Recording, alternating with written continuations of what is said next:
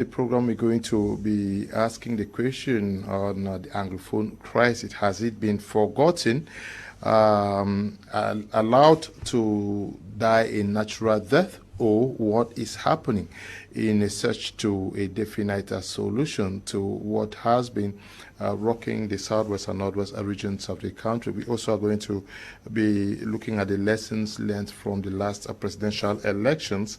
Have parties corrected their scripts for legislative and municipal polls to hold this year? We are discussing this with two panelists who are with me in the studio, expecting that others join us in the course of this edition. We have Robert Kedia Malanfe, who is a militant of the CPDM party. We're glad to have you, Kedia. Good evening.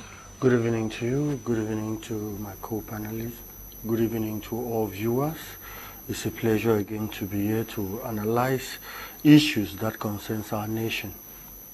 We also are going to be discussing with Tamai Jarvis, sitting in for Barrister Akwen, who just informed us this evening that she cannot make it, but also fresh from Burkina Faso. It landed yesterday. We're glad to have you. Good evening. Good evening, Mr. Kum. Good evening to Kedia, Robert Malafe. Good evening to those who are watching us across the world, those who are watching us in West Africa, especially those who are watching us in Ouagadougou. Good evening. And a special good evening to the Bishop of Boya and to the Archbishop of Bamenda, who is preparing so hard to receive the pontiff, who will be around Cameroon in a yet-to-be-announced official date. One thing is sure is that the pontiff is going to be in Cameroon and he will land in Bamenda. And wherever the pontiff goes, good news follow. Maybe Cameroon may be blessed again to have the title of candidate, and also an additional diocese may be created in Bamenda. Remember that many are saying that Menchum needs a diocese. Maybe we may have a womb diocese after the pontiff's visit. Okay. You are coming from Burkina Faso. Your experience, what we see on social media and TV, are they real? They are real. Just some few things which are overhyped. But in terms of the infrastructural development, they are real. There is a massive construction ongoing in Ouagadougou, and in Burkina Faso, roads are being constructed. This is like a chantier. Everywhere you go, construction left and right. But in terms of some of the things that people say, free education, free this, free that, some of those things are overhyped. But in terms of the agricultural development and infrastructure development, above all, law and order. Law and order in Burkina Faso, even a bicycle rider, respect the traffic light. When you come where the traffic light is, once it's red, even if you are riding a bicycle, you stop, you wait till the light is green. Violate that, you'll be sent to 7 days mandatory hard work, communal work, and also that 7 days you are going to pay a fine after that. So everybody is aware of that. And we are given the impression that Burkina Faso is a living paradise since the coming to power of Ibrahim Traore. Are these things really overhyped, like you've said? To some level is overhyped, but in terms of the development and the agriculture, is there. One thing I remark from that is that their city is clean. Ouagadougou is extremely clean. And you will not see pile of dirt at one junction. That's for sure, because I spend my entire time moving from one district to another. And also one thing I remark is that they don't have potholes. I move around Ouagadougou, you rarely see potholes. And one thing also I realize is that the police don't disturb commuters in terms of traffic. You don't move across Ouagadougou, you will not see. And another thing I could remark in Ouagadougou is that in terms of the electricity was stable for the time that I was there, was stable. And we asked question that how far is the electricity? They said if it in one neighborhood, if it goes maximum 30 minutes or so, because they know that they are in a security, they need high level of electricity to monitor. Another issue I remark is that they have security cameras at every major level. Security cameras at all levels. Then their roads are bigger and they are structured. You have a side for bikes, you have a side for bicycle riders, you have a side for pedestrians, and you have a side for the vehicles. So each section, this section goes for bike, each is divided into two. You rarely see these people coming, like you will see somebody take the other side, which is not you. And it's orderly. You don't, nobody, even if you see the police, I left at 5 a.m., our bike rider stood, and there was a traffic light. We were the only person there. We stood there like that because there's somebody watching those cameras. The moment they spot you that you violated traffic system, so they'll stop you. In the next day, they'll stop you, they'll locate you, and they'll stop you, and you go in for it. There's a lot of development now ongoing, agriculture, infrastructure. But if anybody wants to go there, they need to prepare financially because we are coming from an economy which is different from theirs. A banana is 500 rands, the finger of banana is 100, 5 is 500. And things are expensive. But to the people in Ouagadougou and Burkina Faso, it's normal. But you who come from this side, you see that it's being extremely expensive. Like the road construction, the agricultural development, there are much still which is ongoing in Ouagadougou as far as development is concerned. But someone will tell you that there is a free this, free that. The healthcare system has been subsidized, not free. Subsidized for pregnant women, yes. For children, yes.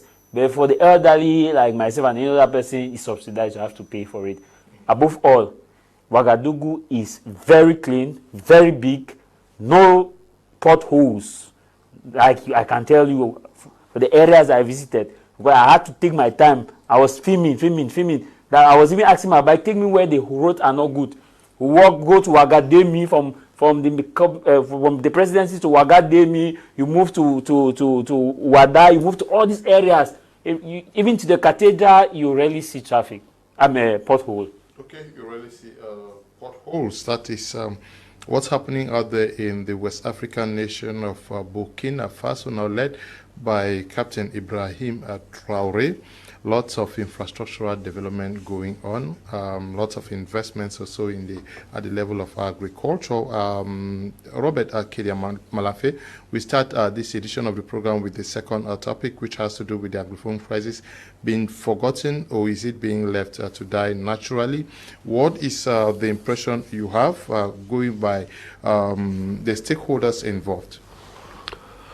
It will not be wrong to analyze by using the statement it has been allowed to die a natural death, because there is little communication with regards to the effort that the government is doing, even though we know they are doing some diplomatic works. We have seen people being arrested in the diaspora and all.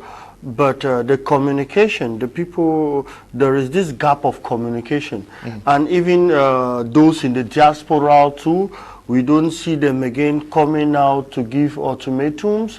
We don't see them coming out to do videos again and spread information. Most of them, even that were activists, have become social media influencers, because we even saw them during elections coming out to talk during elections, and the way they were talking, you saw some of them supporting Issa Chiruma Bakari. You ask yourself that, okay, now are they in the nation and now they are supporting a particular candidate? You realize that all this mix up, it warrants the statement to be said it has been left to die a natural death, especially by the people in the ground, especially those in Bui and of course those in Gokutunja, which we actually know what is going on at that level. But at the level of the government, I believe a lot is being done, because when we hear in other countries that people are being arrested, it is not really like they are being arrested maybe because the government has given an order that they should be arrested in Cameroon, to be arrested in their country there, no. But it's because most of them, they violated the laws of the host country. And if Cameroonian lawyers are there to be able to get this fact that these people have violated the law of the country where they are based, it's normal that the judiciary of those countries look into it if they have violated that. And you know, when they open an investigation, they get all information they can get, like the case of the one of those in Norway, I think. His case have changed with regard to more information that they are having. So at that level, things have paralyzed. Most people that contributed money, they are being traced. So many people in the diaspora don't contribute again. And with all this, I still think it's an opportunity for those in the field, those in the government, those that are elite and the rest, to ensure that they go into communal dialogue so that all this should come to an end. I understand many people will say, what is communal dialogue? What will change with communal dialogue? But I know that is because there is no budget for that. Because if it could have been said that there is 2 billion, you see all elite will stand up, everybody will stand up to go and do what they can do. But for me, I think that when we talk about elites, we have men of God, we have chiefs, we have many people that can play a lot to ensure that. Yeah, but when the President of the Republic twice prescribes community dialogue and it thus fails to outline the guidelines that are supposed to engage and implement this community dialogue, there is no committee that is created, nothing. Is he not just talking about it, and almost everybody is afraid to take an initiative for fear of being tagged as not working according to what the president may have in mind? No, we are in a republic. The president is the head of state, and the prime minister is the head of government. I think that the prime minister is the one to have that move. Okay. Yes, he's the prime minister. Since At least if we can see the prime minister coming out boldly to talk about the issue of the port situation and taking a stand, I think he can also take a stand with regard to the people of the Northwest and Southwest. I think it's his responsibility. You know, at times when a father in a family, when the father speaks and leaves, the elderly son that is present should take immediate decision. We are not in that generation again, where when the head of state speaks, they want him to come out to be the one to say, do this. People should learn how to. Anyway, I understand the head of state. That's why he says he will bring youth in, and the youth will do more. Okay, youth like Kedia? Of course, I'm ready to serve the nation. I'm ready to serve my people. What is a reading you have of the efforts to end the crisis in the Southwest and Northwest regions so far? Well, I think from the Grand Measure National Dialogue, it was a right step in the right direction, which was convened 2019, 30th of September. I believe that if we look at the government plan as far as ending the conflict is concerned, it has been consistent, though many may think that there's still much to be done. We must always be objective to give the government the praise where they so deserve. Because if you look at when we had the conflict from the early 2018, it was really violent.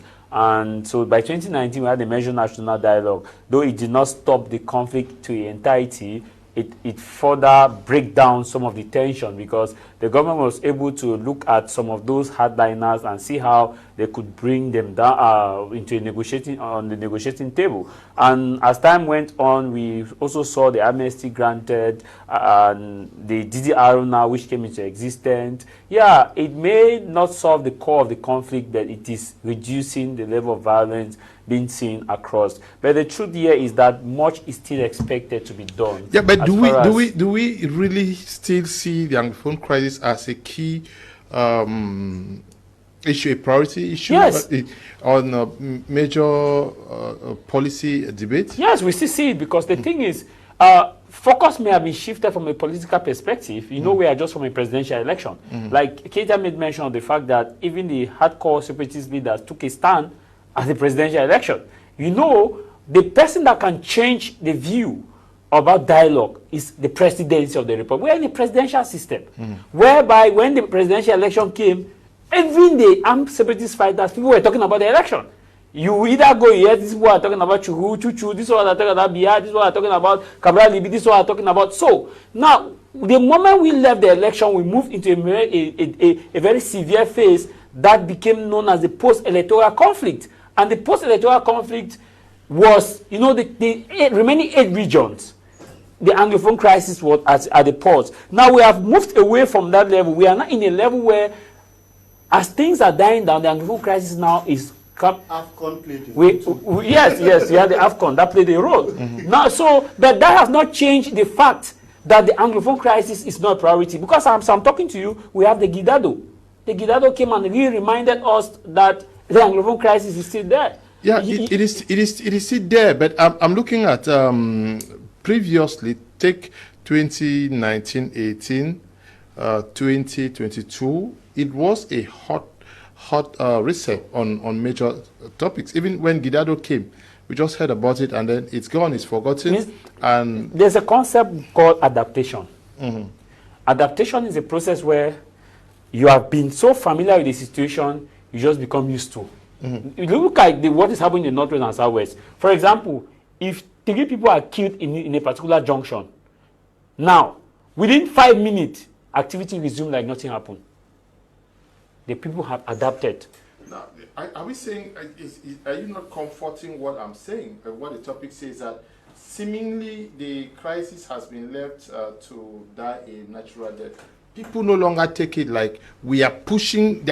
In the beginning, it was let us push for independence to come.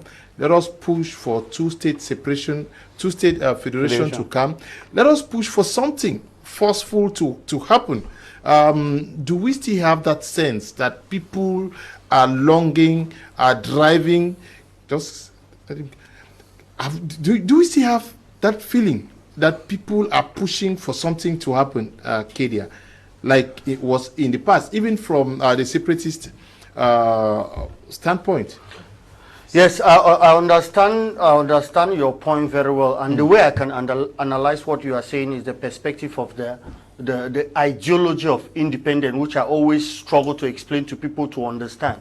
The ideology of independence, especially when you've studied the Littleton Constitution, the London Conference, and the rest, where we talk about the decision of Acherembi for independent, PM Calais, Chief Nyenti, Manga William. Those people had an ideology, and the ideology has been growing. We know in the 80s, in the 80s, we had other people that came.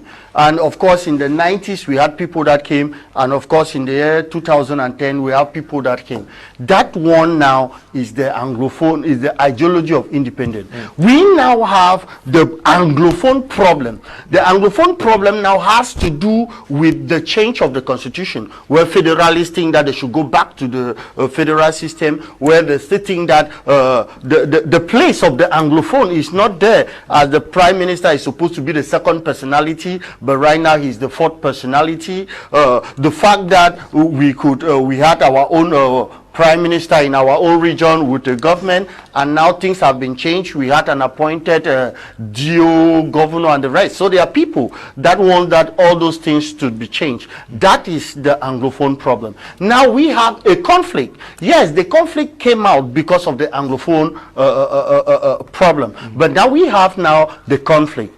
Now, solutions that are being brought up, people don't understand which ones are the solutions to stop the ideology of separation, which ones are the solutions to stop the Anglophone problem, and which one are the solutions to stop the conflict. And I tell you that the problem, those changes have not been done. Yeah, to be very honest. But talking about the conflict now, the government has put a lot with regards to the conflict. Yeah, but do you 2016, 17, 18, 19, 20, people were pushing for something to happen. Do you hear them still pushing for that, or where is the conflict today? And at the beginning of my first time to talk, those people, because when I say people were pushing, we have categories of people. That's why I had to separate all this. You have named the separatists, the federalists, you have the unionists. But today, what is the main talk? The federal, those that stood for independence cannot talk again because they have been haunted in the international perspective in their various host nations. Do you think that when somebody will see more than 25 people being indicted in the USA, they look at the way the crimes, the allegation that is placed on maybe Cho Ayaba is increasing in Norway. They look at the hardship that even their own family back in the country they are having. You see somebody will tell you that I was supporting those boys, this, and when you see that those boys are now hurting your own family member, and your own family member will also consider you responsible because you are financing them. So all these things have made them, those that are in the diaspora, of course, to calm down. And that is why we see that there is no motivation. Look, for instance, this is what I'll analyze, and to be honest, maybe people in the Northwest, they always have their interpretation anyway. Look at the situation in the Southwest. Look at the situation in the Southwest. The people in the Southwest have communicated with the base, and we see that the violence there has drastically reduced. There is no division. I looked at last 11 February.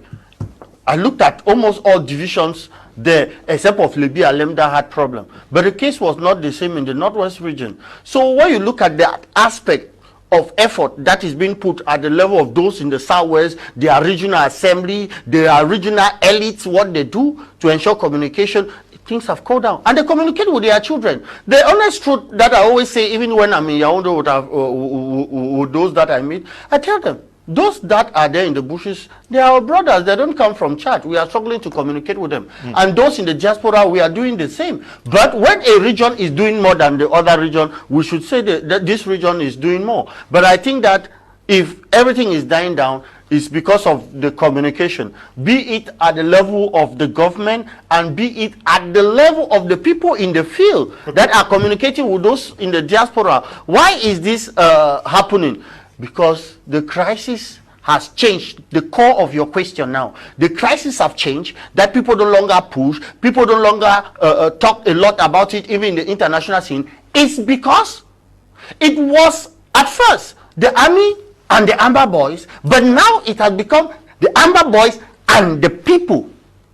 It makes Yaoundé to see to have a little bit of air to breathe. That okay, they were first of all saying that it is our army that is killing them. Now they are killing themselves. Okay. It gives them opportunity for them to tell the international scene that you see those people are killing among themselves. Okay. And the common man to know that Amber is the one inflicting more pain on them than the military. So everything is just dying down. Per my analysis. Yes, Prof. Mark has just joined us. Prof, good evening. You're welcome to Prime Hour for this evening, the first for this week. Yes, what is the reading you have of the crisis? Is the caption right to say that this crisis may just have been left to die a natural death? Because at the beginning, we heard a lot from the international community. They spoke almost all the time, every week, every month. You saw people coming to Cameroon. But for a very long time, no nation is talking about the Anglophone crisis. We hear very little from the European Parliament. We hear very little from the United Nations. I don't know whether they talk about it. But back home, we also, or in the African continent, we also hear very little about it. In Cameroon, the tempo, the tension, the steam that accompanied discussions touching on the Anglophone crisis is dissipating. It is almost, we hear of it very rarely. Thank you, Mr. Liu, and good evening to my fellow panelists and to Cameroonians and Africans watching. It is indeed a blessed evening. I want to say that I don't think that the problem has been forgotten. I rather want to think that what we have presently is as a result of the fact that the international organization, or the international community as a whole, is practically not seeing a reason to intervene in an issue which they do not. In fact, they think that it is a conflict that is happening between a group of people in a particular region. Why do I say so? When we go back looking at the situation from when it started to where we are right now, at the beginning was an issue of the government repression over the people, where the military was out there to, in fact, they sent them to go create a situation which was supposed to be a civil situation, but it became an armed crisis because of the repression of the government through the military. The killings, the burning of villages and all that. It had to invite the international community. They came in, spoke about it, because they saw that that was a crime against humanity committed by the government of the nation. Yeah, but at the present moment, as we are talking, lose sight of the fact that talks took place in Bamenda, hoping to negotiate. Those talks took place. We remember very well when Gugumo went to Bamenda. He tried talking. The Prime Minister went. PM was there. The second, as we are talking right now, even the present Prime Minister John Gute also followed. So those talks have been there. But that was the government now trying to appease the people. But what should have caused the international community from just saying, okay, I think that problem has been solved, or might be it is being solved, is because Literally today we see a situation where it is like a group of armed bandits entering the community, kidnapping, and killing individuals, whom by virtue of the crisis, they are civilians. Civilians with no arms, attacked by the same people who claim that they were out to fight for them.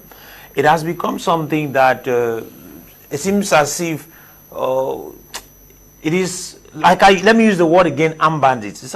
Armed bandits are out there doing something. I think at this particular point, the international community sees no reason to talk, and they believe that it's something that can be handled from within the nation.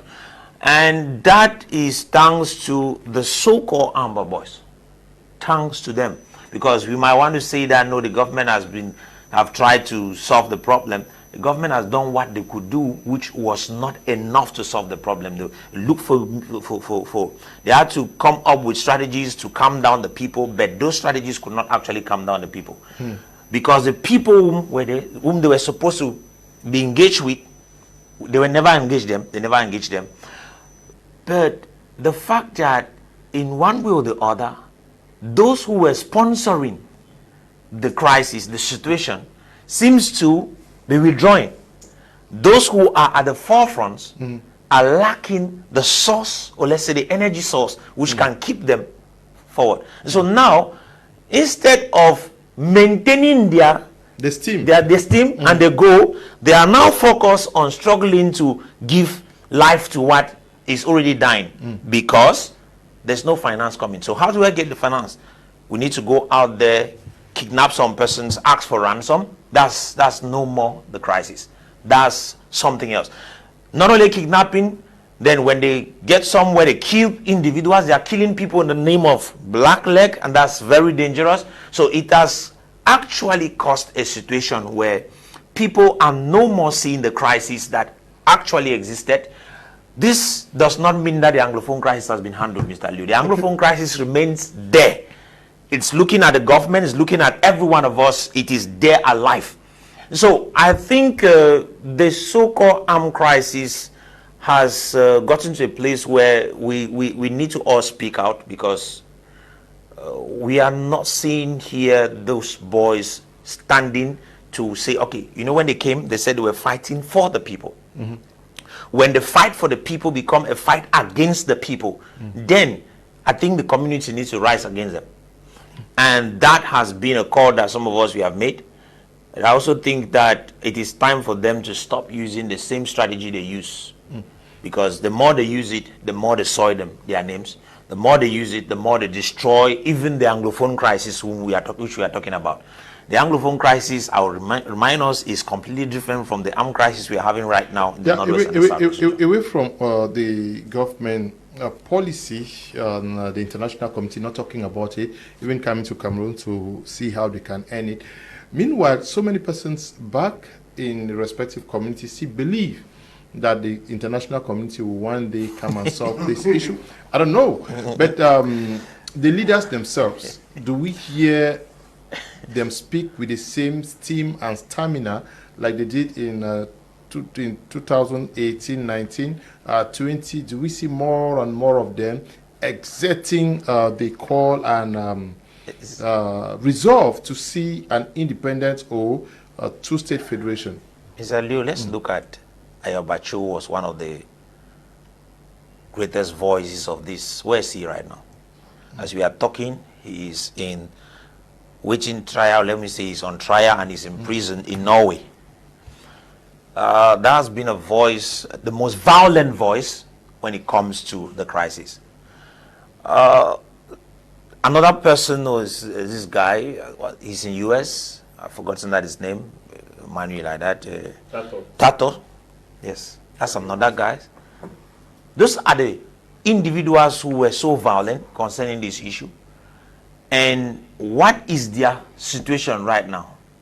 They are being prosecuted. And as a result of that, some others. Yeah, we had voices. We had Mark Barretta. Yes. We had Eric Tato and Tapang Ivo. If we look at it, you discover that there are individuals who were more violent than the others. if I look at things very well, going back to the days this thing started, you see Ivor, Papa Ivor had he was first of all, he started with the idea of two-state federation, which was the original idea that they had. Later on, he joined Choayaba. But there's one person whom I can't, Mark Barita, I can't say that he had been that violent. But the violent people, you had Tato who used to say they should chop people, women's hands, chop the arms of people, workers in CDC and all that. Those were individuals who used the media to promote this. But where are they? They are no more talking. And so how do you expect that the voice that has been cut should keep on promoting what they are not seeing? I'm sure even Mark Barretta at times sits and he's saying that, oh, if I knew, I would never have started this thing. I've already made it clear. He jumped out of the boat and started running to an extent. If we look at it, you and I, we can sit here and condemn them as we want, but at the time they thought they had a vision, but the vision got, at a particular moment, it got very blurred. And today, as we are talking, now, Tamai Travis, the leaders themselves and the people. I read some of the messages here. Let me read some of them from those who are watching. Good evening, Mr. Liu. Do we solve problems by forgetting or allowing it to die naturally? Has the root causes of the issue been solved? This country get fever. Winka Edwin is writing from Fumbot. The crisis has cooled down a little in the southwest than in the northwest region, but to say it's because of the groundwork in the southwest, I disagree. Even at the beginning, northwest had a larger population of our brothers in the bush than the southwest. More so, most of them are from the northwest residing in the southwest region. Fred is writing from Gaunduri, so I disagree with my brother Robert Kedia. Okay. Good evening, Mr. Liu and everyone in the studio. I can only consider the crisis dying down only if the Monday ghost towns and the call for series of lockdowns is put a full stop. This crisis is still there. Gaston is writing from Limbe. You also think so? Yeah, the crisis is still there, but the issue is now the methodology of the crisis. Now, you know, from the beginning, maybe it was quantitative analysis, which was based on primary evidence and survey, but now it's now of qualitative analysis, which is a switch form to a better form where things occur, but you don't hear, and people have adapted to situations. Prof made mention about some issues which I want to add my voice to. You look at this crisis from the beginning. Before the armed conflict, the Anglophone crisis was there. That's right. And the Anglophone crisis has never stopped being there till what we are experiencing now is the reduction of violence from the armed conflict, not the Anglophone crisis. And the reduction of violence from the armed conflict is coming as a result of one simple thing: those voices, which was initially our voices. So when you move to those voices, you see that you reduce the civil and military cooperation that they used to enjoy that made them our voices, move to those voices, and now has now catapulted the energy and the momentum for the Amber crisis. You know, there is the Anglophone crisis and the Amber crisis. Yeah. The Amber crisis, the armed one that said independent or nothing else. The Anglophone crisis is the one that looked at the fact that there is marginalization and there needs to be separation of power, equal distribution of resources, respect of the bi-jury and the bicultural nature of the nation, which is still there intact. And now, on this issue, why people seem like the crisis is dying down is because the people who brought the ideology post-2018 about the possibility of a separation have turned their backs away from the people they used to support. Let me give you scenarios.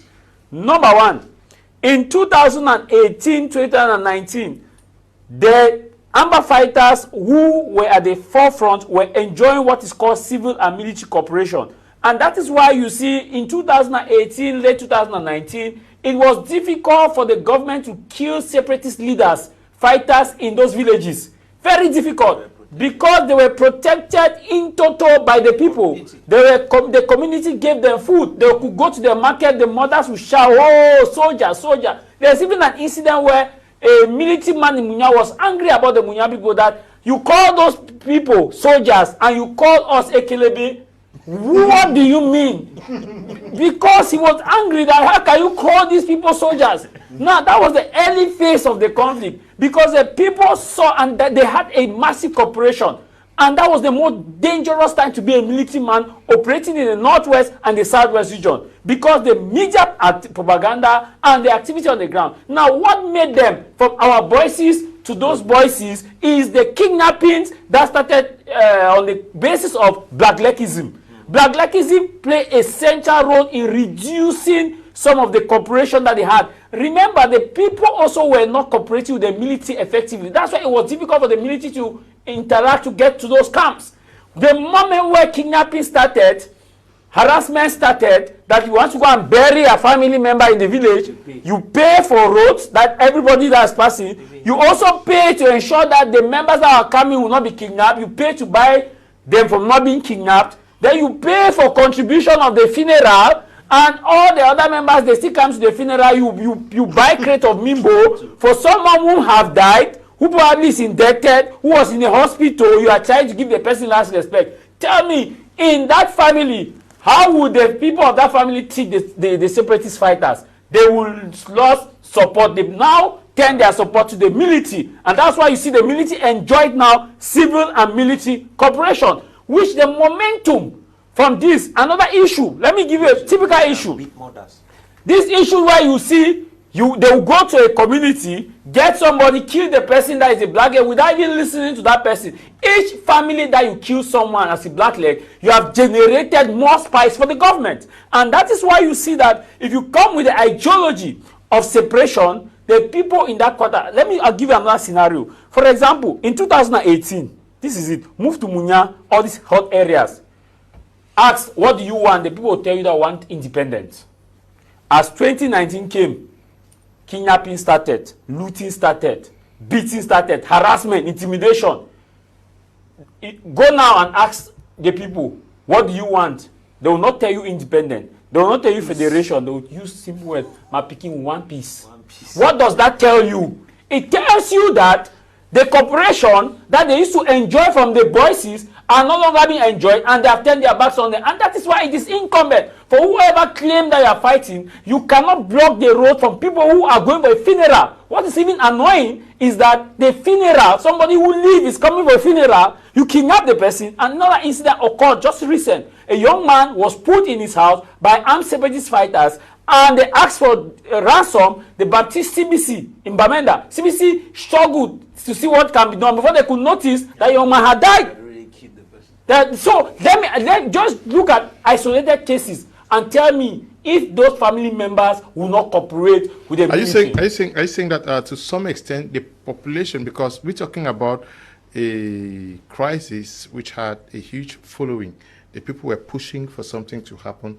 Can you see that, okay, irrespective of the fact that, okay, the government is lukewarm about it, the international community, the people themselves, they are watching at it to die naturally? The people are not watching at it to die naturally. It becomes what the Darwin principle states, survival of the fittest. Mm-hmm. The people wanted separation from Cardinal Tumi's of blessed memory survey. Mm-hmm. But from what the people are seeing, I've had a lot of Anglophones that are saying that if this is how the separation is going to come, we will not better go to the wilderness, because lives are at stake. Let me give you an example, Mr. Kum. Imagine somebody dies in Munya. They struggle to raise, by the culture of where I'm coming from, if somebody dies, that person is supposed to be buried in the village. They struggle and raise more money, send a delegation to go to Way Village, en route to Bafut Forest. They are asked to pay entrance to move to the village. And it doesn't just end there. They pay. Upon entering into the village, another team stops them that you are supposed to pay. Tell me what becomes of the opinion of all those occupants in that vehicle, as far as, and whereas some of those occupants in the vehicle were one of those who went to the street on September 22, 2017, were one of those who went to the street having placards saying that we want this. And the people who are picked up gun somehow don't understand how some of those people whom you are killing, you are holding hostage, how they contributed to what you are doing. So to answer your question, the people want what they want, but at the end of the day, if their life is at stake, and they show you Canada, you know that if you go to Canada, you will live, you know you will die. You will die while in Canada. But you like Canada. And you stay there, you manage and stay in Cameroon and you live longer. Which one will you choose? Life first. Save the life, then the rest later. And that is what we call the survivor of the fittest. The people have no choice. That is why there is a saying that even a goat, when pushed to the wall, can bite. And that is what is happening now. The people see the military as an alternative. Let me give you another example, the Gabo incident. We may not be happy about what happened in Gabo, but at least to an extent, some people were sentenced. 10 years. 10 years. But let us look at how many people have the separatist leaders caught like that, okay, the fighters caught that. No, we always tell you that it's not us responsible for this crime. Or I tell you it's Mr. A boys, Mr. B boys. How many of those boys have they caught and brought to the public? That, okay, these are the people who have been responsible. We have been telling you people this as how the government will bring their own to book. If we may not like the fact that 10 years is small, but to a certain level. And that's why somebody told me, and I'm saying it emphatically, somebody told me that if they see separatist fighter standing at this road, they see military standing at this road, they will run to military and hold military and say, Papa, save me, because if the military kills you, at least they know who is responsible than this person that will take you to the bush. It's because of the activity that they have brought upon the people. And the people have seen that, okay, better, let me save my life first. It's not like they don't want change. That's the Anglophone crisis there. And another issue that further brought this thing to a kneel is this issue where you accuse everybody of being a black leg. You here, sitting here, all of us here, we have either received one message or another. Don't come and we'll do this, we'll do this, we'll do this. Tell me, how will I, in all fairness, be in accordance with you? And one key thing that the military survive in conflict, which I studied, is that for a military to survive, civil and military cooperation play a key role. If the military doesn't, it's not a supernatural, it's force. They work on intelligence. If you want to go to Bamisin Kredia village, you must need the cooperation of the Bamisin people. If they are not with you, no matter how much, if you have atomic bomb, you cannot succeed, you cannot penetrate. And that's why the generals that were existing, General Ivo, General this, you had the man in Lewo, in Field Marshal, all those people were strong because their community at that time were with them. But when the community saw that, no, you are killing us, you are doing it, and it's a wake-up call. They will still come and argue what I'm saying. They will still come and attack me this. But those who have sense, who can really understand. No, but is the government doing enough also? The government, almost every day we had efforts being made to put an end to this conflict. It's true that there is the implementation phase of the recommendations that emanated from the Major National Dialogue piloted by the Prime Minister, but the President of the Republic has also said they should go a step further, engaging community dialogue. But after that, almost nothing is being said about it. Is somebody afraid to take up their responsibilities? If the President has not asked that, okay, engage in it, why can the elites themselves from the Northwest and Southwest, why can the traditional leaders themselves not get the inspiration from the head of state address twice, saying that the head of state has said it, we are the elite, we are the foot soldiers, we are the appointed officials by the head of state in these areas, we are the representatives, we reap the benefits from the government in these areas. Let us take it a step further from what was resolved at the Major National Dialogue. The truth is that all conflicts, all problems are solved through dialogue. And there are many types of dialogue. We have the Grand National Dialogue, which representatives sat to talk. Now we are having a communal dialogue where we think that each community can sit and discuss and see what is their own specific problem that they may have. But the head of state talked about elites and powers that be. When we talk about elites, it goes from political, social, and economic. And the powers that be, meaning that even the bike riders union, if they have their own powers that they can give with regard to ending the crisis, they are welcome. So at this level, maybe we will be expecting, but when the president come out to say elite, without specifying, you see the political ones are observing, thinking that maybe those social and economic elites may take decisions because social and economic elites are which ones? We'll talk about social elite, we are talking about chiefs. We'll talk about social elite, we are talking about men of God, bishop, priests, pastors. But the we'll talk about economic. The political elites are the ones who have been calling the shots all these years. And that is why they are observing, so that they should, because, you know, we should be honest, there are people that know that if they see this particular face, psychologically, they may assume that nothing good will come out from it. Yeah, but the President of the Republic was specific. He said elites, traditional authorities, and maybe he got the more motivated because of the score he saw coming from this region. It proves that the people love you so much, they believe in you. Yes. So at that perspective, as I said, but I believe from the tiny information I have, something will be done with regards to it. I may not say, but let me just... Anyway, there are things that to say here, but I know that that project, the structure, everything will come out.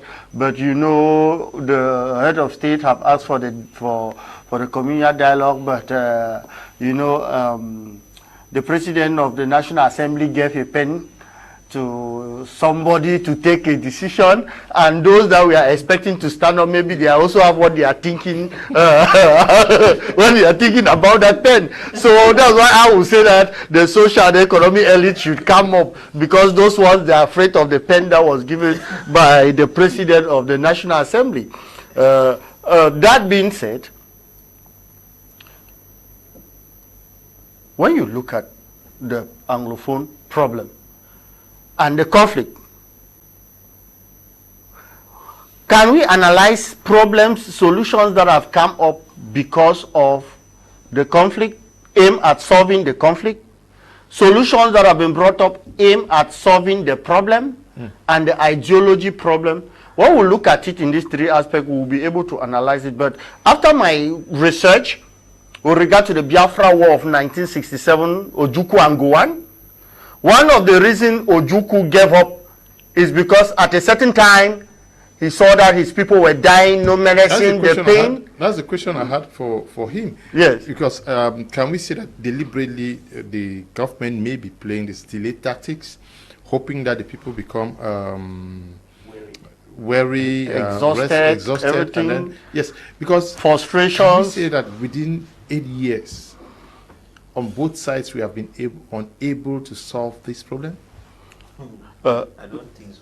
Mr. Kum-Leonard, many people were excited and many people didn't do research. Many people thought that this conflict of separation is something that you come, 1 year you have it. But after doing research, you study the case of Senegambia, you study the case of Togoland, you study the case of even South Sudan that was over almost 30 years, you study the case of the Biafra that started in 1967. Colombia. And up to now, in Nigeria, we still have the Nnamdi Kanus. But the illusion those in the diaspora put in the mind of people was that in no distant time, everything will happen, the UN will come. We saw prominent politicians saying that, don't bother, if we miss this academic year, next year what will be this, everything will be fine. That propaganda was there. They get false information. This is another information that intellectuals brought that almost killed the people. Now, let me bring this example. From 1961 to 1972, we had federal system, right? In which West Cameroon had its Prime Minister Joa and its own government. Charles Asale in the French section with their own government. That is the system of federalism. English Cameroon was under Nigeria, and they were in the three three states, yes, and we're part of the Eastern region. With development within Nigeria, within the trusteeship, British Southern Cameroon became a region under Nigeria. Quasi-state. A quasi-state. Quasi-state, yes. They had their own government now and their own prime minister under Nigeria. But we saw propagandists coming on platform to say, but you know that we had the government already. We had the prime minister and the minister. Under Nnamdi Azikiwe, yes, who was the president of the NCNC. Yes.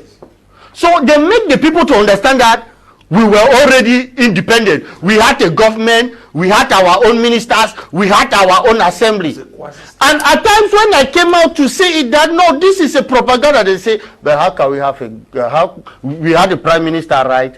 Then how can you say we were not independent? They worked the psychology of the people. They gave the people expectation. 1 year, 2 years, 3 years, 4 years, 5 years, 6 years, 7 years, nothing has been done. It is enough for the people to take a stand. And when it comes to conflict resolution, to solve all conflict, one person must give in to the other. And with regard to the situation where the population have seen the propaganda, knowing that they were all lies, to they are looking at the reaction of the people that were saying that the international community is coming, but now the international community is instead arresting them in the country where they are. The people are seeing that, has the international community actually disappointed the people who believed so much in them, starting from the African Union and other neighboring countries? Have they disappointed the people?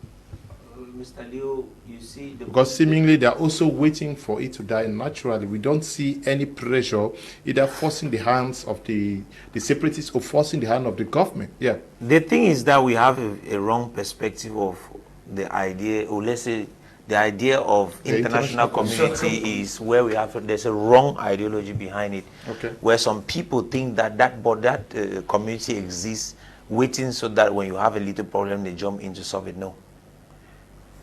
I've heard people spoken of the UN. UN doesn't solve problems like that. UN was there when the Southern Sudanese were killing themselves for over 30 years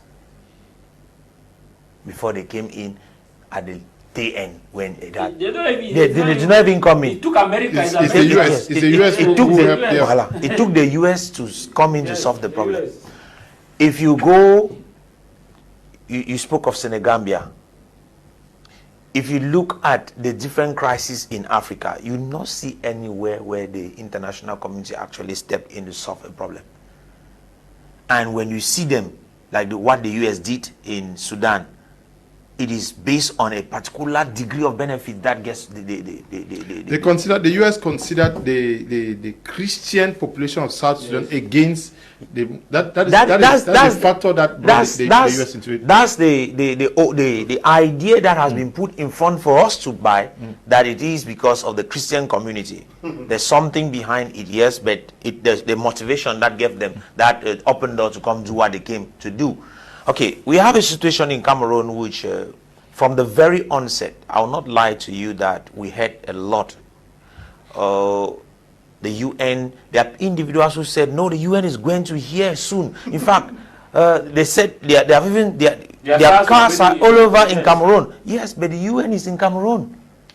The UN is in Cameroon even before the crisis. The UN has always been in Cameroon. So, using those, look at that's their car passing. They are already here. That propaganda created a situation where people had a higher degree of anxiety, expecting things to happen. You will manipulate the people using the international community. Secondly, you want to come to talk about African Union.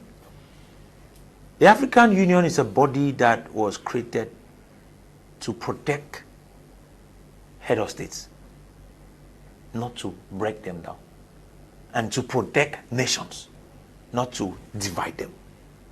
And so the moment you are coming up with the idea of division, you are already against their idea. The only thing that will cause some of them to talk is when there are human rights abuses. Like we experienced where they were burning down the villages and all that. That's when you heard them talking.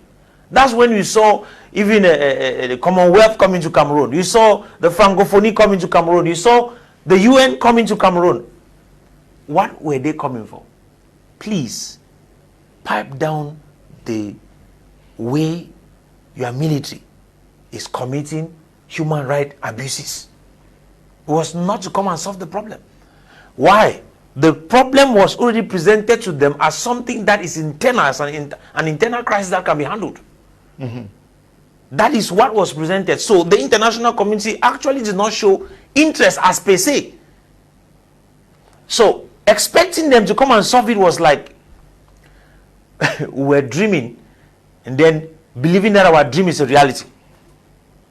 And that particular perspective is what the people held at the beginning of this crisis. They believed in it, they voiced it, they hoped for it, and people were willing to die for it, Mr. Leo. But unfortunately, as we are talking, the international community could not come in, and they did not come in as they expected them. Are they not also dashing the hopes of the people when they start arresting some of the leaders? In America, many persons are in prison in relation to the crisis. We know of the situation of Cho Ayaba. Are they not also betraying the trust, because many persons trusted in them? They say the Europeans are the cause of this crisis. They were expecting Britain to step in. As Britain not betrayed, they're expecting France to come in, and also are they not all watching this issue to go? Mr. Leo, I might want to look at it from a different perspective. Okay. I think that the day that we asked for independence and Britain gave us our independence by joining the French Cameroon, that's the day they left Cameroon. They paid Pontius Pilate. Yes, they paid their Pontius Pilate and let was go. immediately. Yes. That's why even at the football conference they were not there to come and support. So just look at it. They had already given up about this particular piece of territory, and as a result of that, you do not expect them to step in and fight for you. No, you are not part of their community. You are not part of their nation. So, if you expected them to come, then that's a problem. Secondly, we are looking at a situation where we say Cho Ayaba is in prison, and maybe we should blame the Norwegians for putting him in prison, and that's a means to discourage the crisis. No, they are trying to prosecute an individual whom they see as working against their own laws. An individual who is working, you are living in my nation and you are working against the laws of my nation, I need to bring you to book. The same thing with those who are in the US. I know there are also propagandists from the government side who are claiming that it is because of crisis that they have been, in fact, because they are doing things in Cameroon that they have been arrested. No. Let us not only look at that direction. Why we want to take advantage of the situation, we should be clear that those people have been arrested based on laws that have been broken in the nation in which they find themselves. First. Secondly, you are claiming that you are an American, then you are interfering in another person's country, you are still breaking the law.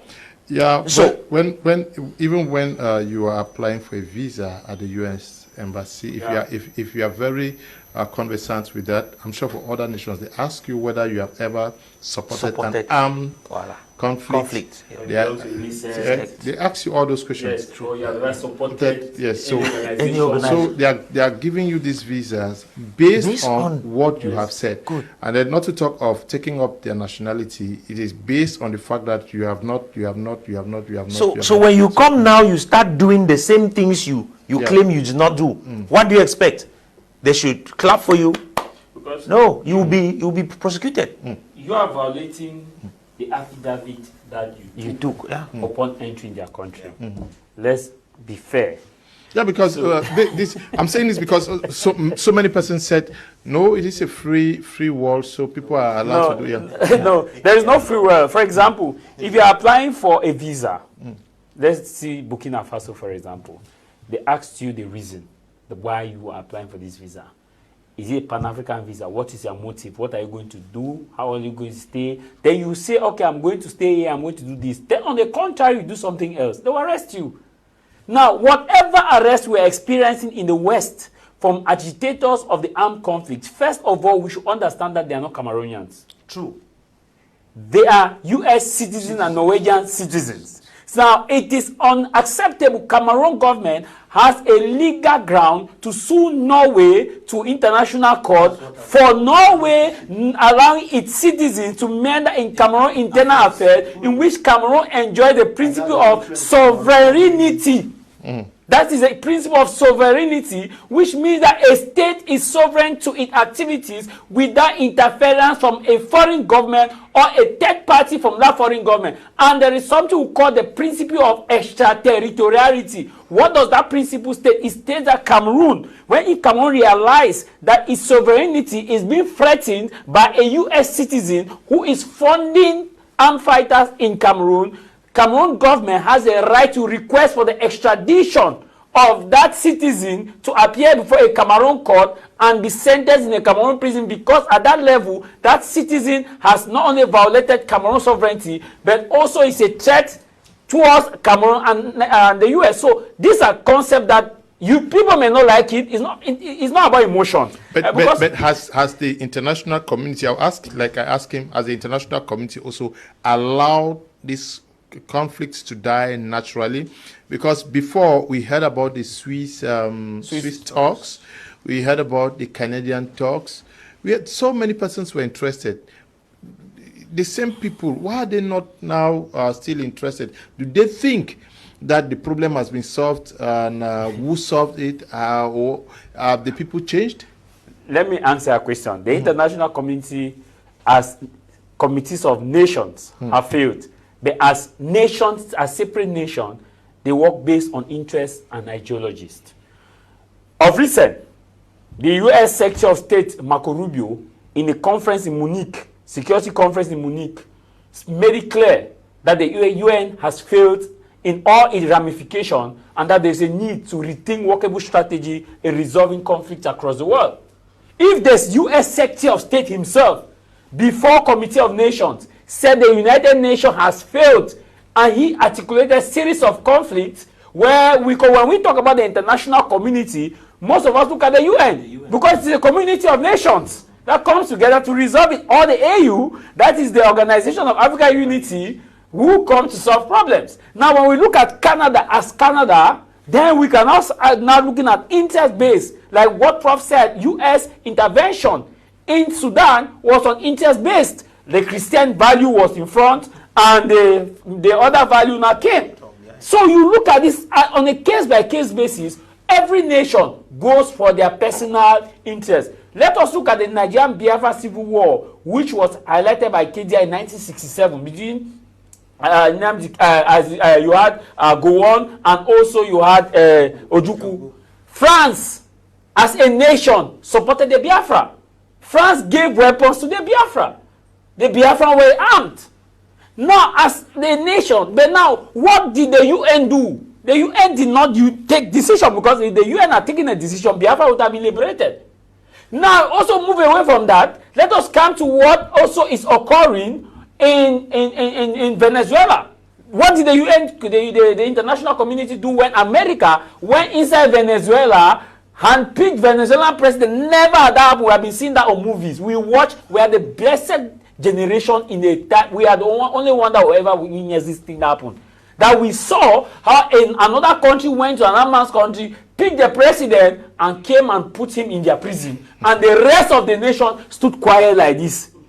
No sanction. What can they do? Now, the international community has not only failed Cameroon, it has been failing across. Now, the international community is more of a social structure, which is there to play the social, please don't kill, please don't. Let me give an example. The Gaza war.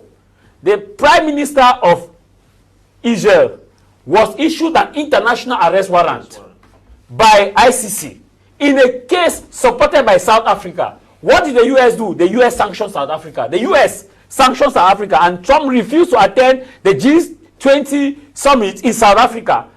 And now, Has Netanyahu been arrested? No. Have they enforced it? No. But that same arrest warrant, and he is in the US every day. He is in the US every day. That same arrest warrant was issued on Vladimir Putin in the war against Ukraine. America supported the arrest warrant issued on Vladimir Putin, and other Western nations supported the arrest warrant issued on Vladimir Putin, Britain, France, and the rest. But when Netanyahu was issued an arrest warrant, where were all these bodies? They stood quiet. So you see that concept of international community, many Cameroonians have gotten to understand that emotions will not take us somewhere. And the truth is that fact-based, even in our individual life, people rule on interest. What do you have to give me and what do you have to gain? On the context of the Anglophone crisis, answering your question in total, has the international community failed us? No. We, the people, have failed ourselves. Because if we did not fail ourselves by indulging in kidnappings, mandating people to pay when they bury their loved ones, somebody wants to do a wedding in the village, you have to pay development fee. Okay. Somebody wants to do so. All this now made the people to instead appeal to the international community that look at what is happening here. And so, to be fair, Marco Rubio concluded in his dissertation in Munich, and he received an ovation that the UN has failed and the international community has failed. That's why every nation, it is how much power you have. Russia-Ukraine conflict. Putin entered Ukraine. The international community could just sanction. Israel is doing whatever they Israel is doing what they want to do. So in this way, we Cameroonians need to resolve our issues. Yes. Can I say something? Yeah. When it concerns the international community, from what we learn in political science, the state is the main player in the international scene, not those associations. It's the state. If today we are talking about the United Nations intervening, we are talking about the decision of 5 countries that we are expecting them to decide, those 5 countries that have veto powers. Because those among the 193 countries that make up the United Nations, only 5 that has power to take a decision, and that could be veto. And so you realize that we go back to the fact that when the state is the main player in the international scene. Now, in the case of Cameroon, was the conflict in Cameroon in 2017, 18, and 19 having impact in their own country? Because we can have a conflict here in Cameroon and it's having an impact in their own country, in which they are forced to intervene because they don't want that crisis to extend and they will have impact. We have people like Gaddafi, people like Osama bin Laden and the rest, that when they were there, the West thought that when they'll kill them, they'll control. But they killed them and they saw other organizations that came out and they themselves started experiencing the threat. They know that if the crisis here, for instance, in 2018, 2019, when it was hot, when Cameroonians were coming out, what happened? The Cameroonians in America, the Cameroonians in Germany, they also came out. They felt the impact at that time. The international community might have been motivated by the gatherings we saw of the Cameroonian diaspora themselves. Yes. Yes, what is happening with them? Because at first we'll see the Cameroonian, the Anglophone diaspora, they will gather in Canada, they will gather in... What's happening with them? They themselves, have they abandoned the crisis? Yes, because those that they contributed their money for the flight to Boya ate the money. So they didn't see any need to contribute again financially, which collapsed everything. They didn't see the need again for them. They in the diaspora that were supporting this crisis, and after 2 years, they are being called back in the diaspora that please send money. They have kidnapped auntie, they have kidnapped uncle. They were the one now sending money so that they should pay for those that have been kidnapped. And when they pay for those that have been kidnapped, part of the money is sent back to Europe, which is being traced, and that's why some of them are being arrested. So all of them, they have understood that it was just a game and they decided to stay low. And thirdly, you see, when a country wants to intervene to fight for the peace in a particular country, they look for first their personal interest.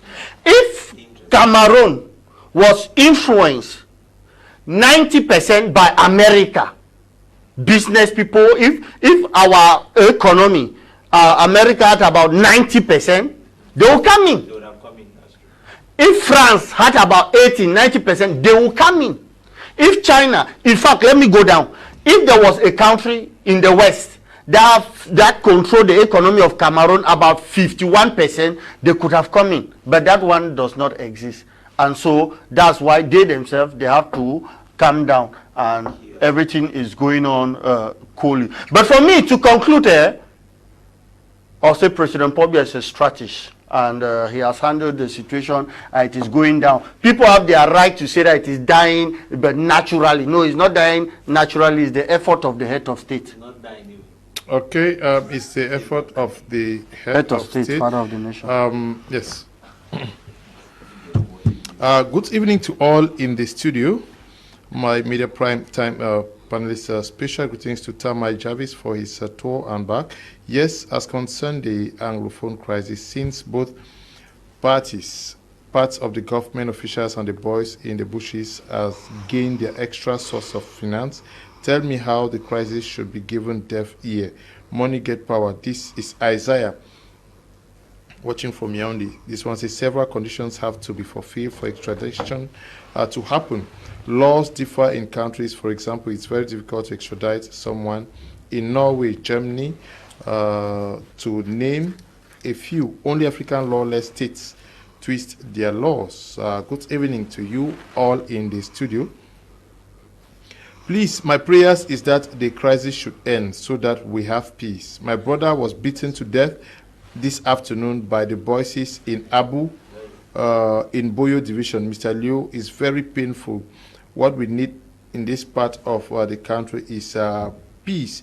Okay, good evening, Mr. Liu. I'm Pablo from Limbe. Please, I wish matters of the heart should be talked about at least twice in a week. People are really going through a lot in relationships and marriages. Thank you. Okay, we'll discuss that tomorrow. It's every Tuesday. Has his own problem. Mr. Liu, the government is not playing tactics. Government is paying teachers, not teaching, to solve school boycott. TDR centers clemency for separatists. Construction of destroyed bridges, roads. Government has attempted to force stores to open. Government has not stopped official activities. The international community is ashamed of separatist policies and manipulation. Christopher is writing from Bomenda. Can we say that the people themselves are helpless? Like somebody who says that my brother was killed. They no longer know who to trust. That's what we have been saying. That's where we are. The people are helpless. You see, when you take from one situation to the next, you start asking the question, do they even realize that they are inflicting pain on their own people? You see, some people have ended up saying that it is a Northwest crisis. It's no more an Anglophone crisis as it used to be. Why? Because the killings that you see in the Northwest, you are not hearing that is something that is an exchange between the military and Amber, but you hear the Amber came into a community, arrested individual, killed some and abandoned them on the street. You heard that somebody just testified here, the brother was beaten today to death. Then he said by the voices. How do you expect that people going through such a situation should keep enduring? That person would prefer to stay in Cameroon than to move to that wilderness. That you want him to you want to give him an independence, and you are more intolerant than the government of Cameroon. It is dangerous. Let's be sincere. The government of Cameroon, we call it a dictatorship, but really, these boys are more of a dictatorship than any. They are more dictators than the government, because they are intolerant to a state where they don't want you to say any word against them. We come and sit on TV and we talk against the government of Cameroon. You say a word against them, they send a word to you. They go looking for your family members. That is not what the people at the beginning bargained for. No. So you don't expect them to see it and begin to say, well, we want this. No. Each person now is talking of peace. Go to the Northwest, go to the Southwest. They don't care. They want interview 1,000 people. among the 1,000 people, at least 990 people will tell you that please, we want peace. Why? Because of what they are facing on the ground. The torture is too much. Economically, they have been strangled. Why? Because you see, they are struggling to do a small business. The next day they come and tell them lockdown. Yeah, but it is often said that it is also a price to pay to price. achieve. Yes, a price to pay. Price to pay for 10 good years. You are paying a price you did not bargain for. No, there's no price. There is no Anglophone who bargain for this kind of thing. There is none of them who will tell you that. I'm sure some people will say no. One will say no Anglophone. They are in Europe. They are in Europe. They'll tell you some of them are still standing for it.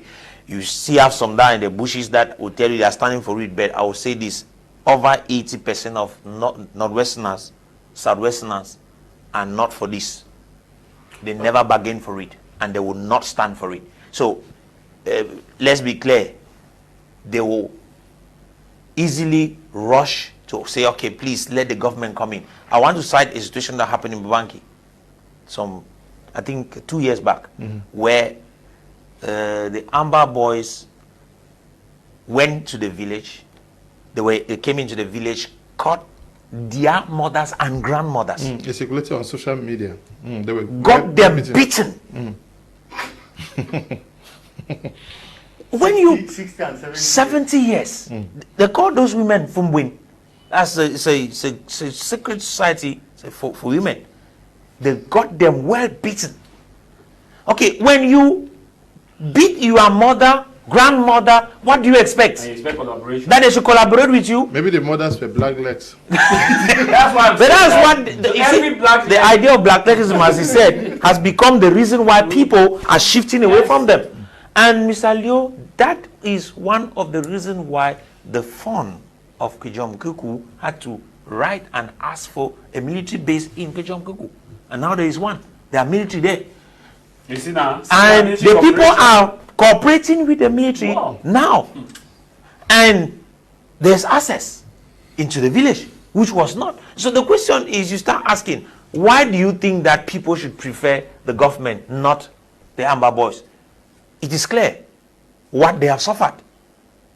More sufferings in the hands of the boys than in the hands of the military. And so as a result of that, some of them will prefer to say no. So you cannot blame them for looking for security. Because at this particular moment, they are looking for their security. They want to protect their lives. First. Anything can come after. But as long as those boys are there, somebody just said something here. If the Amber is standing there and the military is standing here, and they hear the sound of a gun, they'll rush towards the military. Sincerely. So we have a situation and a condition where the people are not confused, Mr. Leo, but the people are tired. Okay, the people are tired. I'll take 2 messages and then I cut to you. Good evening, Mr. Leo. What is what that man complains his or her bro was beaten to death doing to revenge? He knows them. He should find a means and contact the military to show their hideout. If not, he should remain quiet. Okay, you see, this is exactly what we say. If somebody who is watching says that you who is complaining that you should cooperate with the military, and that is exactly what you guys have saying here. Greetings to all of you in the studio. The Anglophones have been caught between the devil and the deep sea, blue sea. I thought Prof. Mark would come with his red feather. Okay, Shanji Edwards is writing from Ambam. This one says, Britain created the Anglophone problem by camping up with 2 options. The UN did not give them the authority to do that. Primus Elanjo writing there. This one says, the IG forgot that what brings Cameroon together is stronger than what separates them. Okay, this one says, the Anglophone War of Independence has been commercialized. On both sides seems certain top individuals are eating fat. Have we learned from our history? Nobody is coming to save us, and it's clear that interest comes first. How I wish we could love and prioritize ourselves the way we love Jesus. from Gadoski, writing from Bonaberry. Yes, those who are fighting, but the key persons who are chopping fat are seated comfortably either somewhere, yes, in their air-conditioned offices. Yeah. You see, when this conflict moved to this later phase, and a lot of those who had the concern for humanity were saying that those who were at the forefront fighting should be rest assured that they are inflicting harm, whereas some people are benefiting. Because whether we like it or not, it's both sides. We have both sides have radicals. The truth is there. Both sides have radicals, whether from the regular side or from the voices in the bushes. We cannot equate that. And those who are spearheading this, most of them, when you hear somebody who comes on social media insult you when you want to give an honest criticism about this Anglophone crisis, there are three things. One, either that person is abroad, trying to seek for an asylum, and want that comment to use as a case to be an asylum case. Two, either that person is one of those who are sponsoring the kidnappings, who benefit from the ransom, and most of the time their profiles are blocked. They are fake profiles. When I say fake profile, they cannot be a part of just that picture. You have no other additional information. And I always say that you rarely see someone with a full profile come and condemn. Now, those who are supporting this and funding this have never heard the barrel of a gun, have never sat somewhere and they heard the barrel of the gun before them. Then they will tell you the stories are different. From someone who has witnessed the crisis, when you talk to somebody to know whether this person has had a loved one killed, whether you have been in Northwest or Southwest or not, if a family member of yours has been killed, you'll be enraged. You'll be very angry. And people keep saying that, oh, you're talking that thing because you're in Douala. Oh, if you have the boss, come here, come to Munya, or come to this. And I always tell them, you are saying that you're teen because you are where you are. If you know you are man enough, come to the media. Let's have a conversation. Now, the truth here is that the conflict has eaten deep into the fabric of the peace-loving people of the Northwest and Southwest region. Whether we like it or not, those in their offices, they will have to pay. You may not pay to the law, but you pay to mankind. Because one thing is for sure, to every action, there is an equal, the opposite reaction. And whether you believe in Christianity, or you believe in the African traditional religion, or you believe in the law of karma, or you don't believe at all, you will pay for your sins. We have seen how people have paid for their sins, directly and indirectly. And that's why from the Christian perspective, I may not articulate it well, Prof is better to articulate it. It is from the sin of Adam that we are suffering. And the sin, the crimes that these were committing, just know, whether you are from the side of this regular side or you are the side of the voices, you will pay for it. You will pay for it. The blood, anybody that spills blood there, you will pay. That's why it's sacred. We call it sacredness of the human person. And that's why even it is said that you must hold that sacred value, that value. The blood speaks. So when we hear that some of them will go on retirement, the pen that the head of state was received from the speaker of the right speaker, Honorable Kabayegi Jibri, in a matter of days or weeks or months, even a year. or a year, one thing is certain, that some of them will go on retirement. And going on retirement is when you sit down and start facing your conscience with God. You remember that sometime when we are, let me just digress a bit. When we are talking about bad road, they say, what are they saying? It's only when you go on retirement that you come back to the village or to the town and you realize that you used to pass here, they used to open the road for you. But there's traffic at Dokoti. Or there's traffic, you cannot go to Lakantini Hospital, there's traffic. You used to pass here, all those things, that's when you realized that you have made the place better. It's the same thing now with the conflict. Those who are agitating, let me tell you, Mr. Kum, there are some people who sponsor this conflict who cannot, you see some of those making noise at board, they cannot go to their villages. Not government will not arrest, it's not the government, no.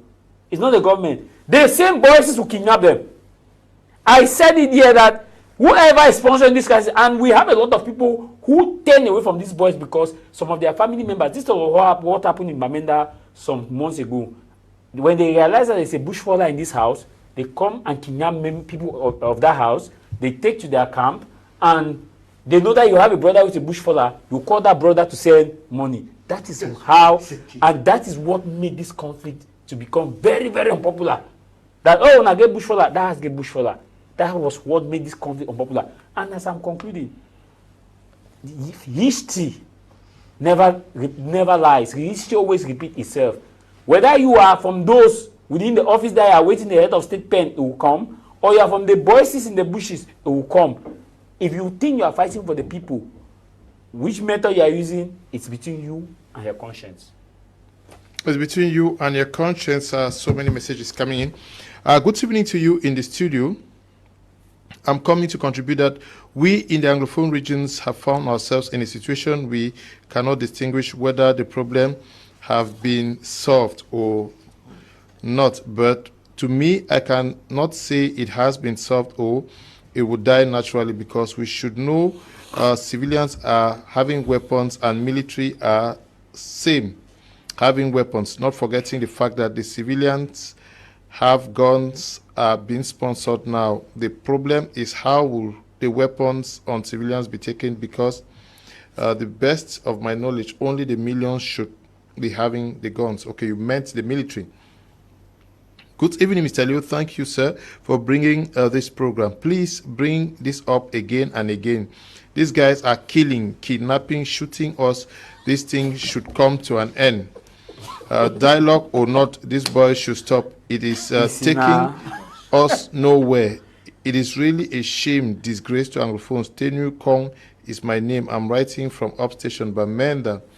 This one says, the Southwest chiefs who were killed by the separatists opened the eyes of Southwesterners to see far and realize their fate if the so-called separation succeeds. The struggle would not succeed because Southwesterners will never be part of it anymore. Mr. Weiss is writing from Kumba.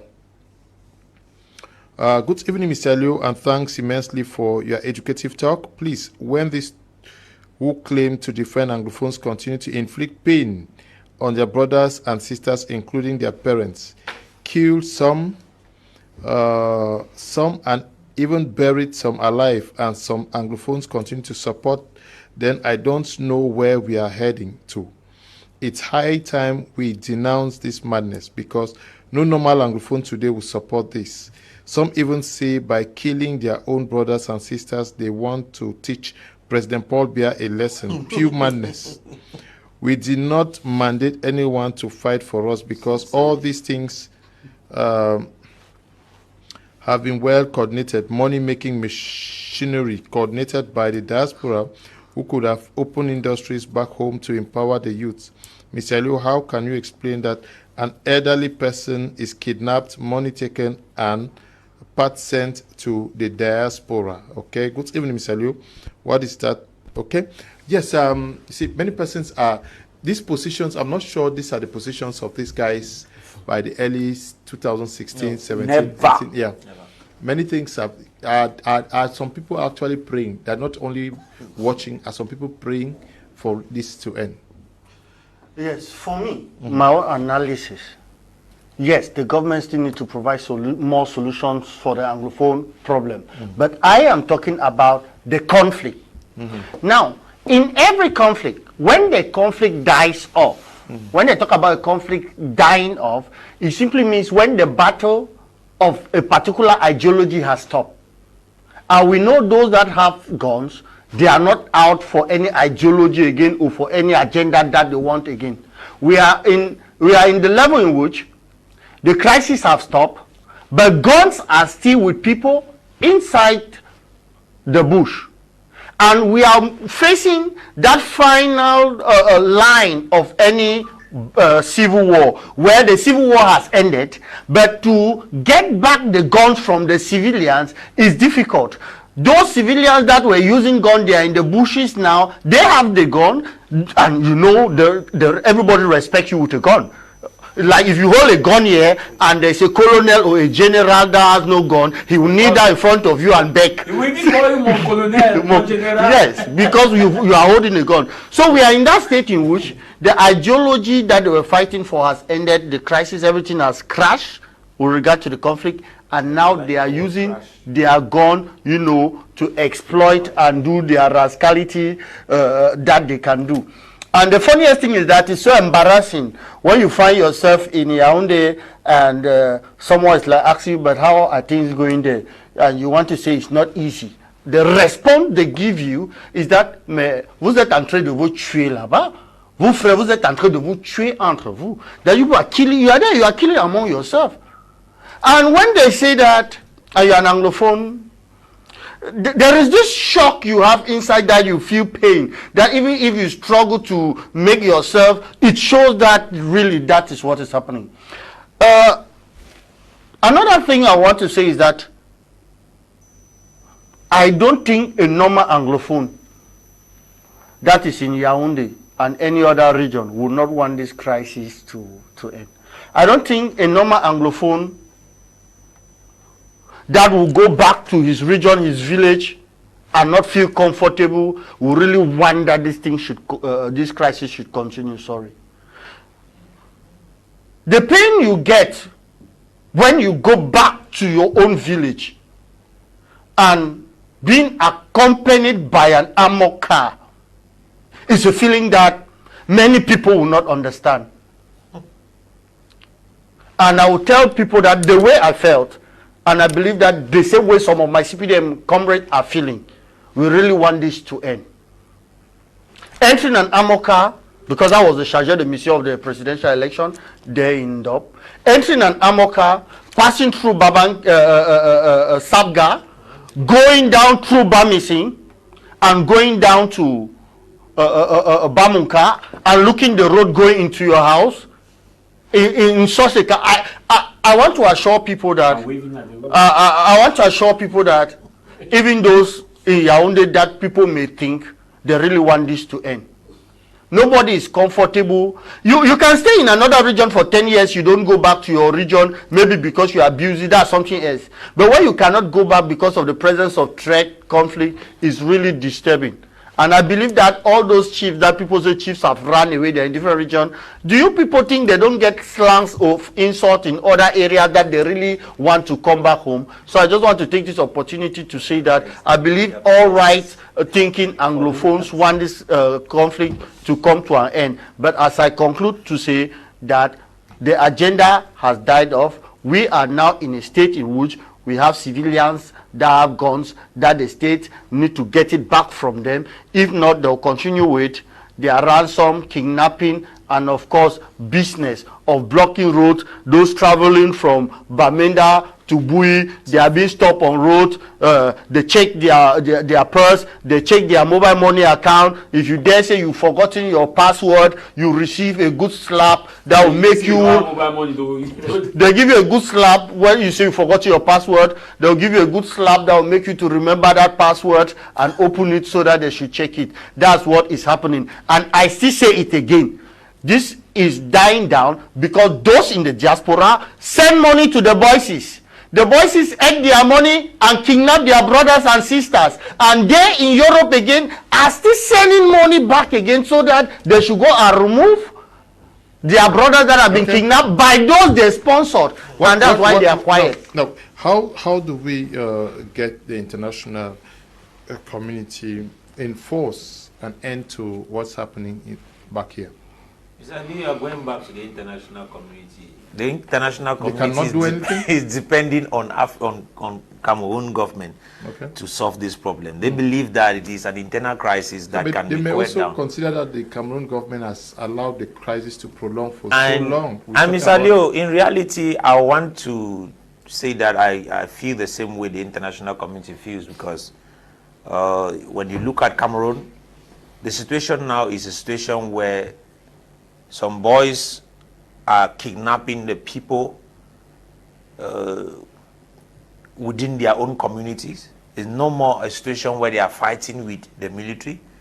And so it is like banditry. You do not expect the international community to come in to solve a banditry problem.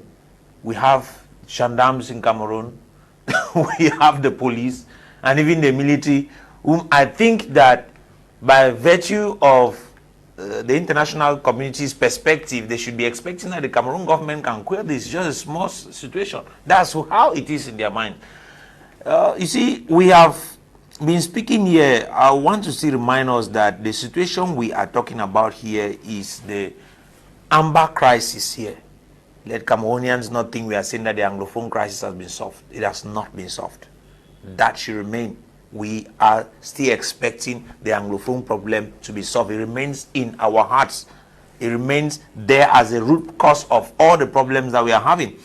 But that notwithstanding, the Amber crisis we are talking is what we are talking here, which is a situation where young individuals, civilians, picked up arms, stood against the government, and as a result of that, they are now not only fighting against the government, they are fighting their own people. And because they are fighting their own people, the people have indirectly turned against them, and that is where we are now saying that it seems as if it has come to an end.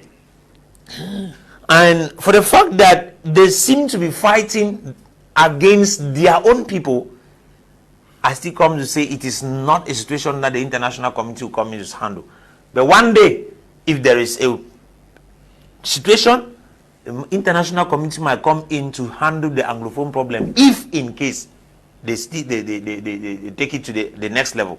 But I think that the Amber crisis is kind of dying because of the involuntary nature of the people in separating themselves from evil. Because let's call a spade a spade. What is happening right now is called evil, where young people go out, beat their mothers, kill their brothers, kill their fathers, in fact, extort them. In fact, it's thievery. They are actually stealing from their own people. And so you do not expect that any person should support such an evil. So, should we say it will end? Yes, I'm sure it will end. But those guns, like Kedia rightly said, is the only thing that is causing a lot of people to still be afraid of them. Because if those guns were not in the hands of those boys in the bushes, let's establish something here. Almost everybody would say that the Monday ghost towns are respected, and when lockdowns are declared, they are also respected to the letter, to show that the crisis is still there. Without the gun carrying boys, would anybody really respect the ghost towns today? Not at all. On a scale of 10, we can divide this question into categories. Those who still believe in this conflict, because I still have some people whom when I went to Munya, I asked them, why do you still respect ghost town and lockdown? He said, one of them told me that it's their own sacrifice. And this is someone who did not say from the perspective of gun, being forced from the perspective of gun. You still have, whether we like it or not, we still have we still have some population, some people who still believe in the separation, even whether these people are killing each other or not. But now, the majority of the population now, which are the businessmen, are afraid of this on a scale of 10. 7 are afraid of this because of the gun.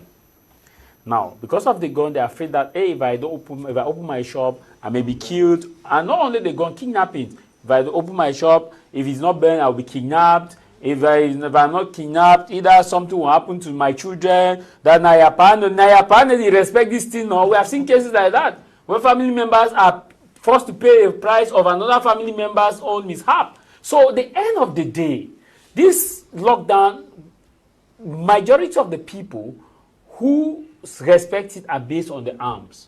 And we saw it in the north, in the other side of Cameroon, the post-electoral conflict, when the shutdown was called upon. So the early phase was respected. Later, people gave it up. Now, you heard those in the French-speaking region were saying that les gens respectaient, alors qu'il n'y a pas quelque chose qui doit faire les gens pour respecter, comme Nozo.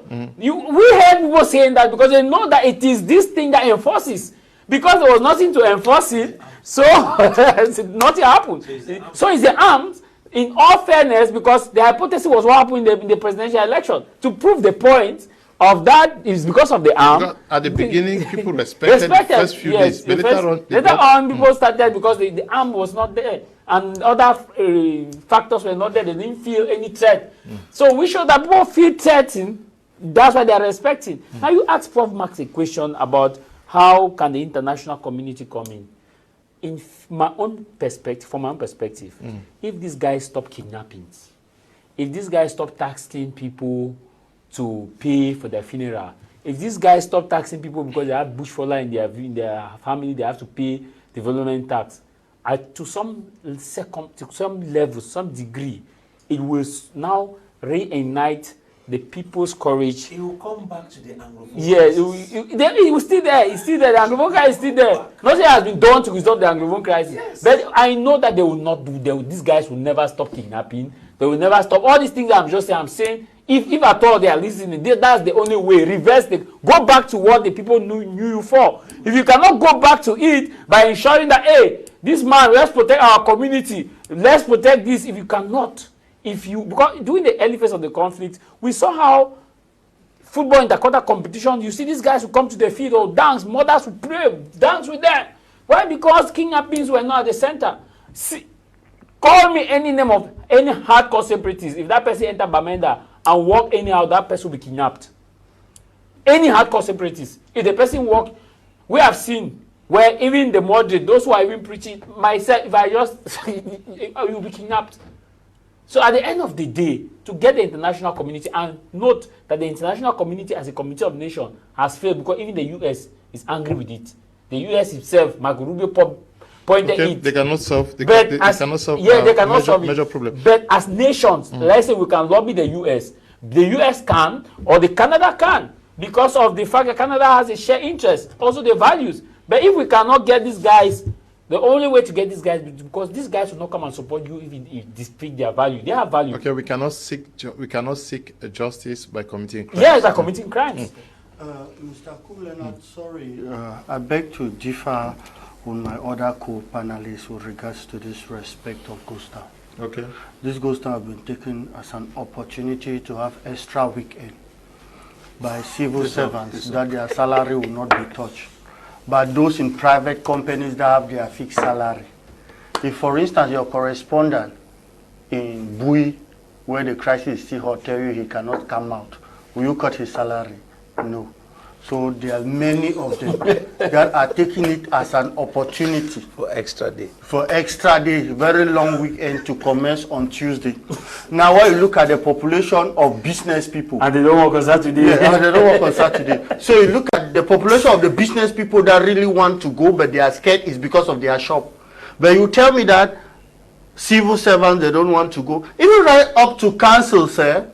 Even right up to councils, they don't. Many of those councils still don't work on Monday because they have extended their weekend. So when you look at those that don't come out because of threat, you realize that there are business people that they are about 25%, and there's 60% of those that are civil servants and employed in bars that they know they will not go out. Companies that fix salaries. Yes, like those in banks that on Monday they don't work, they stay in their house. Those in private, they know this.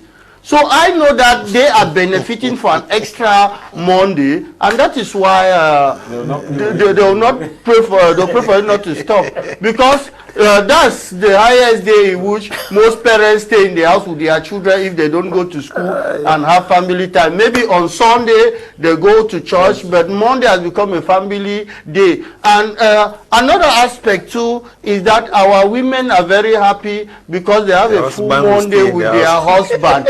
From Sunday night up to Tuesday morning, they have their husband that is there with them. If the husband step out for maybe 1 or 2 hours, they are going to eat their pepper soup, dog meat and the rest, and they come back there with them. So for me, I think that those are some of the reasons that we may not look at it detailedly, but majority of them are benefiting. And probably Jangis now on Monday are not active. Yes. So I think that that's a benefit.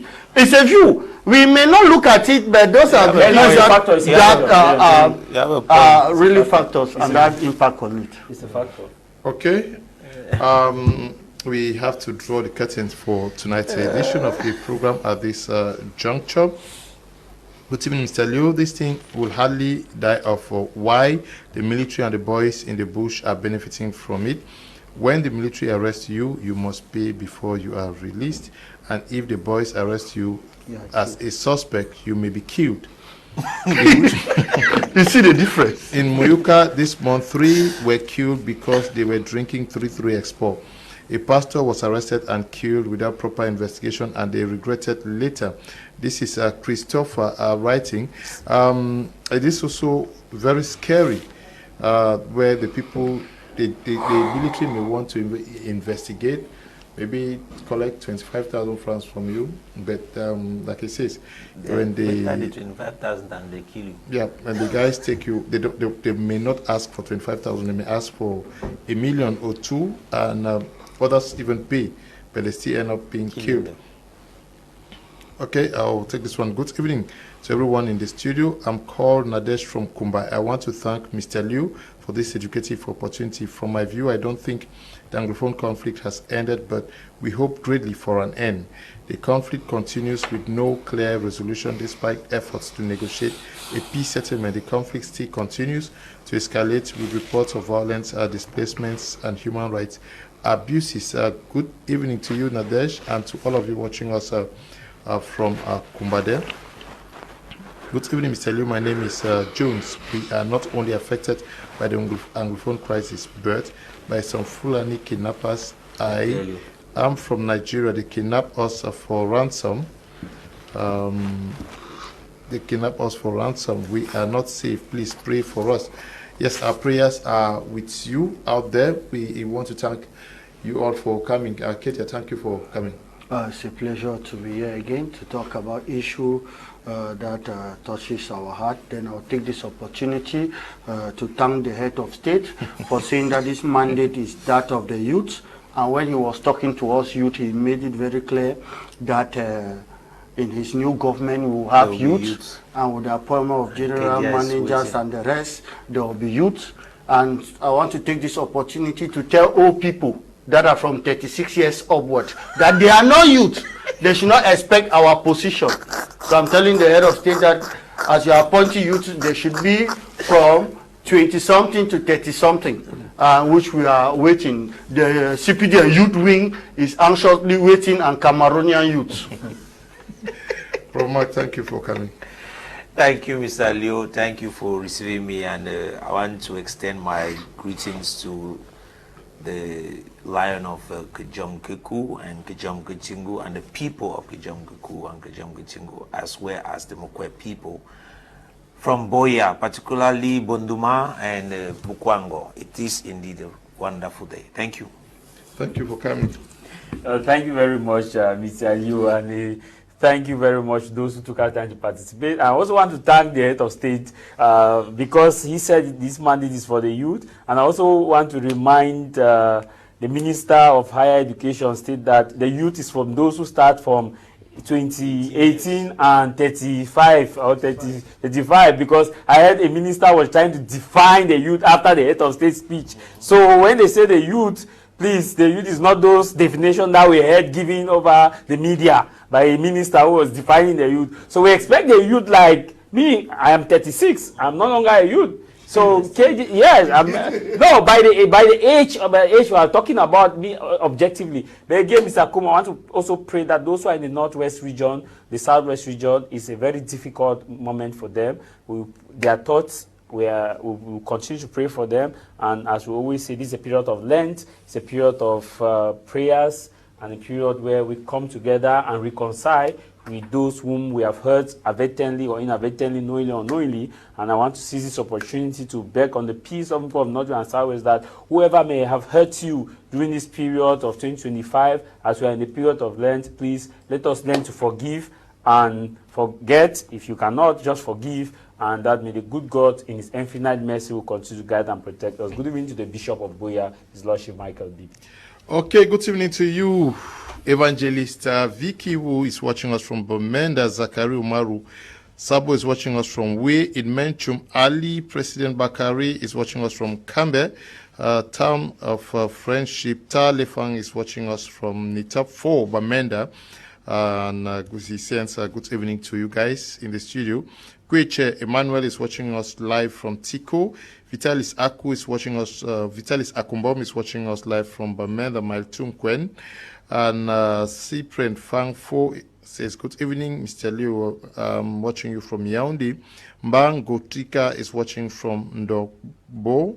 Okay, Dombo, that is in Isu, not Dongbo, Ndongobo, that is in Isu Fungam subdivision of Menchum division. Abanda Gustav says, I'm Prof. Abanda, I'm watching from Liongo village, that's in Boya. J. Bu Asa says, hello, Mr. Leo, I'm watching you from Ako subdivision. Feka Gideon says, I am in Yos now, besides the lake. Okay, Festus Ngakum is watching us from Elundem in Yaoundé. Mamarek Rach is watching us from Douala. Berry Nganji is watching us from Washington, D.C. Andrew Clarence is watching us from New Belbamenda. Max Von Gayek is watching us. Okay, Jode Best is watching us from Banjul in the West region. Active Kids is watching us from Moyuka. Skinner Bright says downtown Bamenda. Neron Richard Mutenge Nya Godwill Ndu York City, that's in Donga Mantum Division. Our greetings also to the mayor of Ndu, who recently presented a beautiful complex of the Ndu Council building. Congratulations to you, Mr. Lord Mayor of Ndu. We want to thank you all for taking time out to watch this edition of the program. Special greetings to you and gratitude to Eli for producing this program, as well as to you, Teta. Thank you for watching. Stay blessed. Bye-bye.